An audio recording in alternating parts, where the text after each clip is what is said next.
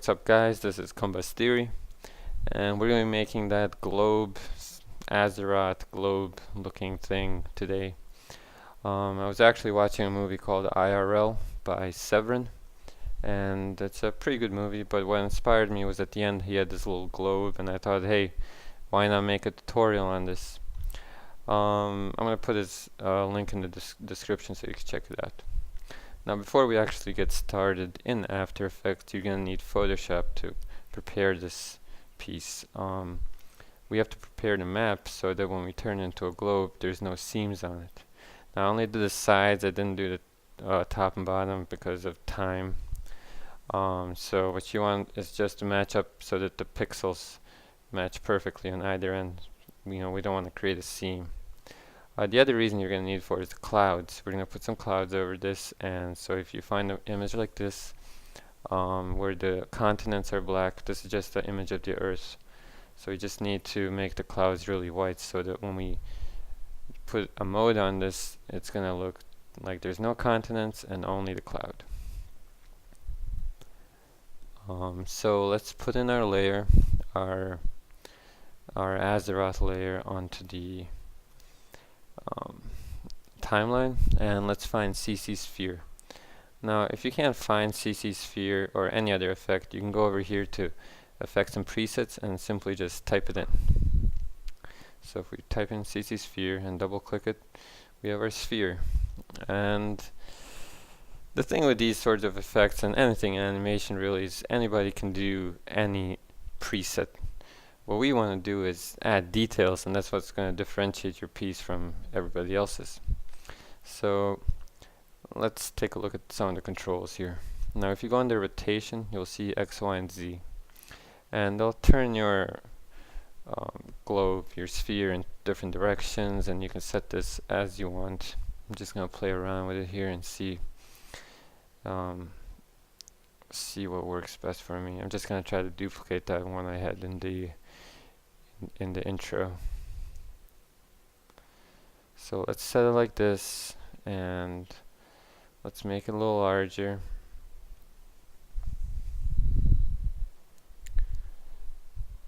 Maybe like this. Actually, a little smaller than that, I think. There we go. Place it here. Okay, it looks okay. Now let's take a look at some other controls. The radius was also increased, the size of the sphere. Now if we go into light, and you can increase light intensity here or lower it. You can change the height of the light, which basically does that, and also the light direction. So I'm going to set mine here in the angle.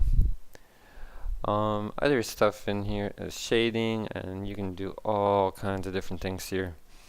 I recommend you just play around with it. I'm not going to go over all this. So yeah, it's just all kinds of effects, all kinds of little controls. Anyway, let's get started here. If we zoom in, I just want to do a short 5-second clip, so I'm going to push my timeline to about 5 seconds, and I want to keyframe all these. So what we're going to do is make this rotate. Now over a period of 5 seconds, I want this to rotate just a little bit, as it's a planet and doesn't spin very fast. You just want to change the Y moderately, just a tiny bit, because we want to give it the effect that it's turning slow. Now if we select these keyframes, we want to make this transition just a little smoother, and you can't tell here, but you will be able to tell when you're rendering. So press F9, and what that does is easy ease, and that just simply smoothens your animation out just a little bit. Now let's close this for now, and let's bring in our clouds. We want the same effects for the clouds, and you can do that via CC Sphere, or we can just copy and paste the effects we have on the Azeroth layer. So if we copy them, Control C, and paste them, we'll get the same kind of effects. Now we also want to copy the size, so you just copy the transform layer and it'll be the same size as our map.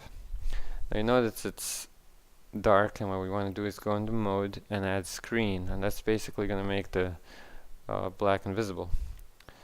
Let's see, so if you go to normal, it'll be black. If you go on screen, it'll take out the black.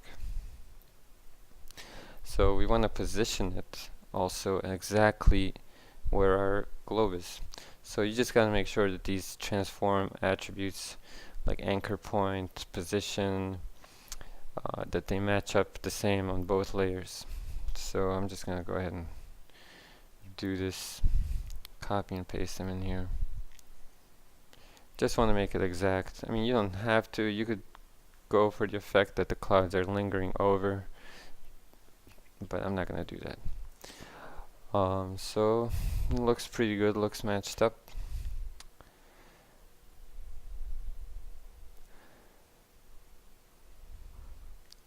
Yeah, and now you notice that the clouds are spinning with the planet, but we don't necessarily want that. We want to change this. Oh, it looks like I messed this up a little bit. We want to change the rotation speed of the clouds just slightly to differentiate them from the planet. Alright, let's see. So you just change the Y rotation of the sphere, and it should be moving either in a different direction or just slower or faster than the planet on the layer below. I actually don't like the way this is looking, so I'm going to toy around with it.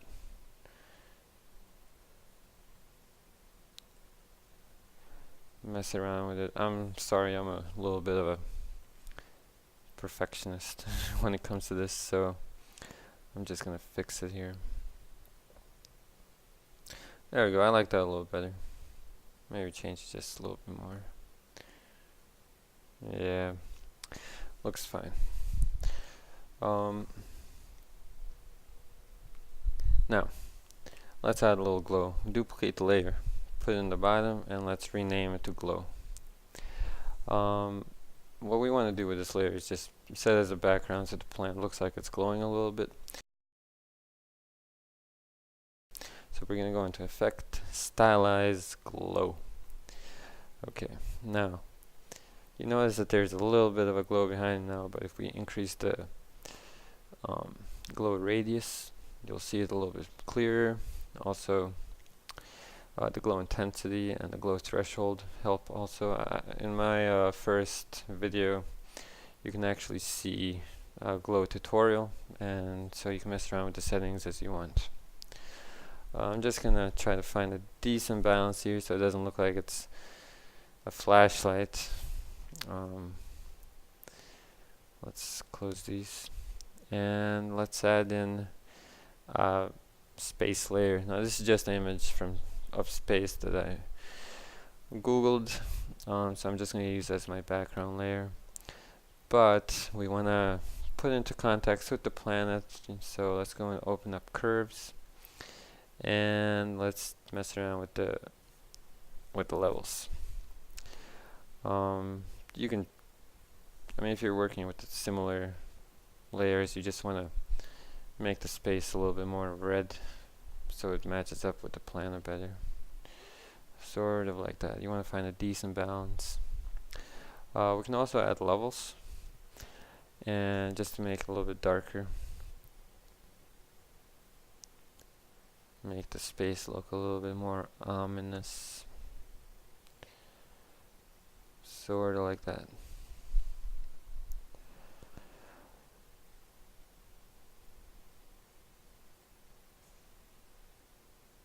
Let's see what else. No, I'm not too happy with this. Let's